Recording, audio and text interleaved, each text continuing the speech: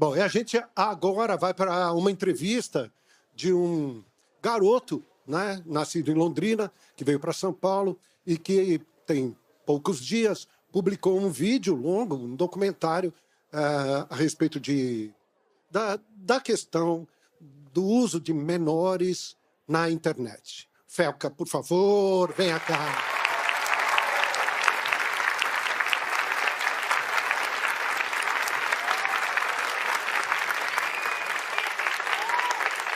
Muito obrigado, Felca. Sente-se aqui. A gente fica um pouquinho do programa conversando. Maravilha. Há quanto tempo você, pelo que eu li, você aos 12 anos de idade resolveu ser um protagonista na internet, mas daí seus pais falaram não, é isso? Começou assim. Com 12 anos de idade, eu comecei a produzir conteúdo, mas naquela época eu era criança, não sabia nada das coisas, como que funciona, né? E naquele momento, eu contei para meus pais, e meus pais falaram: muito bacana o que você está fazendo, apoio, mas ainda é muito cedo. Eu acho que tem que esperar um pouquinho de tempo mais, você amadurecer, esse ambiente que você está entrando, talvez você não entenda tudo. Na minha cabeça de criança, pré-adolescente ali, eu fiquei, não entendi, fiquei meio revoltado por um tempo. Nossa, por que meus pais estão me proibindo? Hoje, quando eu olho para trás, eu entendo muito bem e eu agradeço meus pais. E aí você voltou com que idade a produzir? Com Felca, que é o canal que eu cresci na internet, que eu fiquei conhecido, foi em 2019 que eu publiquei o primeiro vídeo. Publiquei o primeiro vídeo, era vídeos de humor, um tom bastante humorístico, mas tinha já um tonzinho de crítica. Eu sempre gosto de colocar... Hoje meus vídeos são muito críticos, e com muito humor também, e eu sempre gosto de colocar crítica inserida no humor. E tem funcionado. Aos poucos, meus vídeos têm ficado mais críticos, ainda mantenho humor, mas têm ficado mais críticos. E hoje eu tô aí, né? Agora, hoje, houve uma explosão, não é? De visualizações, de compartilhamentos. Até aquele momento, há poucos dias atrás, antes do documentário, quantas pessoas faziam parte dos seus canais? Eu tinha... se for contar em todas as redes sociais, daria talvez 15 milhões a 20 milhões. Eu tinha, na rede social principal, eu tinha 8,8 milhões. E hoje? Hoje, na rede social principal, que eu tinha 8,8 milhões, eu tenho 15 milhões,5 em 5 dias. Foram mais de 7 milhões de seguidores aí em 5 dias e crescendo. O teu vídeo repercutiu muito. Ele repercutiu pela história, né? Através das pesquisas e das denúncias que você fez, mas ele repercutiu também junto ao comportamento das pessoas.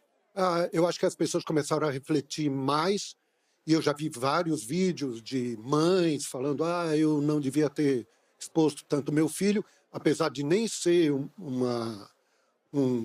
uma exposição, vamos chamar assim, delicada ou sensual. Que reflexão você começou a trazer para a gente a respeito disso? Eu creio que esse é o ponto mais importante mesmo do vídeo, e você falou sobre ter chegado nas pessoas, e foi isso que eu observei mesmo.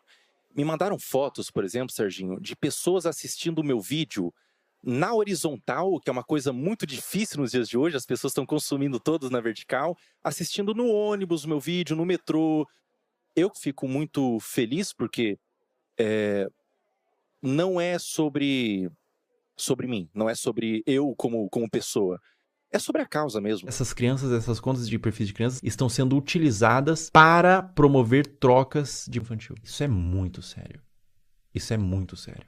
É um assunto muito delicado, é um assunto aversivo de ser falado, é um assunto que causa repulsa, mas ele tem que ser falado. Infelizmente, é um assunto que acontece em pequena e grande escala, de forma menos ou mais problemática. Acontece desde uma exposição, desde uma adultização, crianças se portando como adultos, até crianças sendo usadas de fato, né? É doentio. É doentio, é completamente doentio. É muito importante a gente falar sobre isso, e eu observei que esse movimento na internet de crianças produzindo conteúdo e o público, ele era dividido, ele tinha outras crianças consumindo, alguns pais consumindo, mas ele tinha naquele público também, isso é muito sério, consumindo aquele conteúdo. E era um conteúdo, Serginho, que se eu mostrasse pra você, sem dar o contexto, você ia falar que era um conteúdo inocente. Era uma criança brincando, era uma criança se divertindo ali com as amigas, mas existiam, desculpa dizer, eu sei que é forte, cantando aquelas crianças.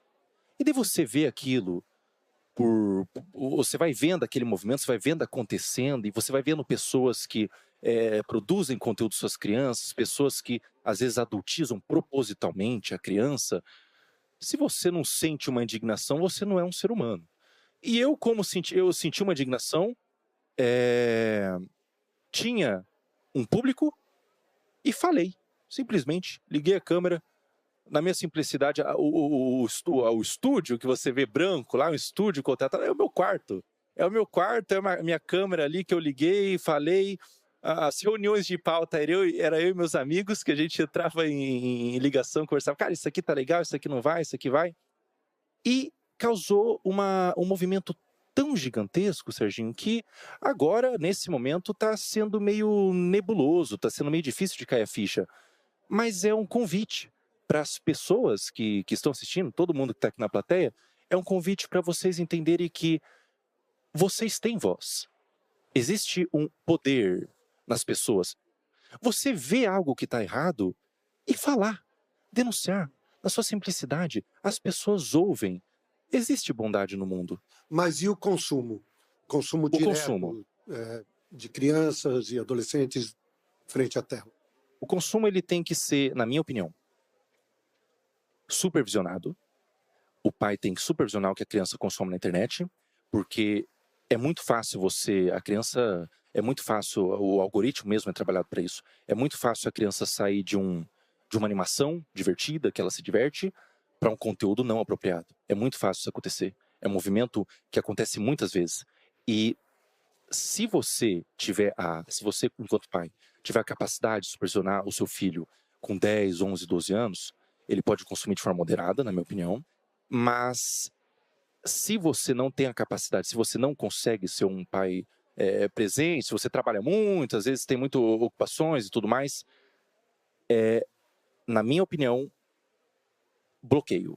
E uma outra coisa não sobre consumo, Serginho, é sobre produção de conteúdo. Criança não tem que produzir conteúdo na internet. Não tem. A internet é um ambiente, todo mundo que está aqui sabe que a exposição não é algo fácil de lidar.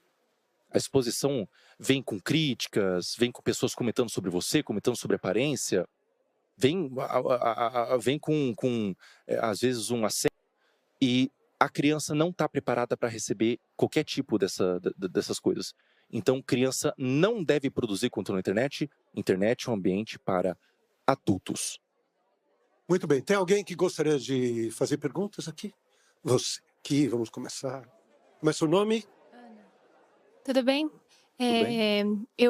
Mais para ver sua opinião, assim, porque a gente sabe que isso não é de hoje. Não começou a postar os vídeos, principalmente do caso que você falou no vídeo, não começou esse ano. Já é de muito tempo. Por que você acha que demorou tanto para tomar essa proporção, para as pessoas começarem a prestar atenção nisso?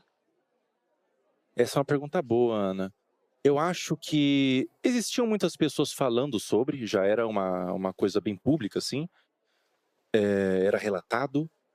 Eu acho que talvez faltou uma mobilização mais numerosa mesmo. Eu acho que foi uma questão de alcance que atingiu. E o alcance vem quando uma pessoa decide. Eu acho que não vem quando a pessoa tem muita autoridade ou qualquer coisa do tipo. Eu acho que o alcance vem quando a pessoa decide reunir informações importantes desde o cerne da questão. Então, reunir provas, pesquisar, denunciar. Quando ela faz ela reúne informações em um vídeo que seja também fácil de consumir, porque muitas pessoas fazem vídeos, falam sobre, mas não querem se envolver. Elas falam de forma meio assim, direta, comentam só para ganhar alguma coisinha em troca. Quando a pessoa decide colocar a cara mesmo, não é sobre a autoridade da pessoa, é talvez sobre o ímpeto de realmente querer causar uma mudança. Eu acho que tem a ver com isso. Com isso. Quem mais, por favor? Aqui, você. Fala, garoto. Como é seu nome? Opa, prazer. Meu nome é Lucas. Queria perguntar para o Felca o que foi mais difícil para você depois dessa denúncia que você fez através do documentário, se foi montar, editar o vídeo, juntar essas várias denúncias, né, que você juntou para fazer esse documentário, ou o que teve de repercussão, seja positiva ou negativa. Com certeza o que foi mais difícil foi reunir essas informações, porque parte da demora da postagem do vídeo, eu fiquei 1 ano fazendo essa pesquisa, de ser um tema, foi eu sozinho fazendo essa pesquisa, e é um tema tão aversivo que se você não tem se você não tem um sangue de barata, e eu não tenho, você não consegue ficar nisso por 30 minutos ao dia. Eu ficava vendo aqueles materiais e procurando e buscando, e ficava com tanta agonia, tanta amargor assim na boca, que eu, pela minha saúde mental, vou dar um tempo, vou fechar o notebook e vou voltar amanhã. Então, esse foi o mais difícil. A repercussão, por mais que seja muita coisa acontecendo ao mesmo tempo, é muito positiva. Eu estou muito feliz porque se estão dando luz para essa causa, eu creio que possa haver mudanças. Então, é extremamente positivo. Eu estou super realizado, super satisfeito. Mas, por outro lado, tem gente que não gostou. E eu queria saber como é que você recebeu, e se foram só críticas ou chegou até ameaças? Algumas ameaças, sim, Serginho. Algumas críticas, alguns movimentos de difamação, de tentar descredibilizar e tudo mais. Como eu recebo isso, a gente sabia, eu sabia o que eu estava fazendo, a gente sabia, eu e meus amigos, eu e minha equipe de editor e tudo mais, as pessoas que estavam por trás, a gente sabia que o que a gente estava fazendo era grande e tudo era esperado. Tudo era esperado. Olha, a gente não sabe exatamente o que vai acontecer, mas vai vir ameaças, vai vir, talvez venham alguns processos, talvez venha gente insatisfeita com o que eu fiz. Existe também, Serginho, e isso é delicado de falar, mas é verdade, existem alguns pedófilos que se incomodaram pessoalmente por eu estar tentando quebrar o esquema de pedofilia deles. Esses pedófilos, eles vão se sentir atacados pessoalmente e vão bater de frente, mas, sinceramente, quem tem que ter medo são eles, não uma pessoa que está denunciando. Quem tem que ter... Fala. Boa noite, meu nome é Mavi. Boa noite. E a minha pergunta é, depois da repercussão do seu vídeo e a ação do Ministério Público, o que você acredita e qual mecanismo podemos usar para proteger as nossas crianças das redes sociais? Existe o ECA, por exemplo, o Estatuto da Criança. Existem leis para proteção. O que esses criminosos fazem são crimes. Então, eu acho que o melhor movimento, a melhor iniciativa é a iniciativa do indivíduo de denunciar, de ir atrás, de procurar, reunir provas, pesquisas e denunciar o que está vendo na internet. Denunciar. E se tudo der certo, a gente consegue uma mudança no algoritmo para que esses conteúdos não sejam nem capazes de chegar no seu feed. Muito obrigado pela tua vinda Serginho. aqui, viu? Obrigado Mesmo. Parabéns pelo seu trabalho. Obrigado, Serginho. Obrigado, viu?